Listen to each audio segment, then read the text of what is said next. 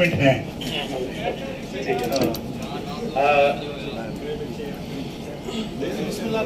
अब मैं तकलीफ दूंगा जनाब चेयरमैन उलमा कौंसिल जो हैं वो शील्ड पेश करेंगे। मोहतरम सफीर साहब सामने देखें,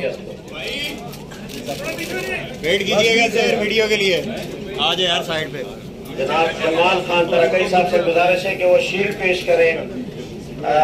हाफिज ताहिर महमूद अशरफी साहब को शील्ड पेश करें। हर सूबे की एक रिवायत होती है, हमारे पाकिस्तान की रिवायत है। जनाब कामरान देव साहब से गुजारिश है कि स्टेज पर तशरीफ लाएं और हमारा जो जेपीटी की खासियत है वो सफीर साहब को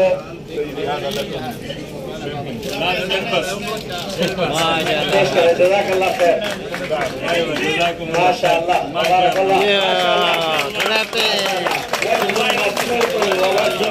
माशाअल्लाह अकरमकल्लाह हयाकल्लाह या साबिर।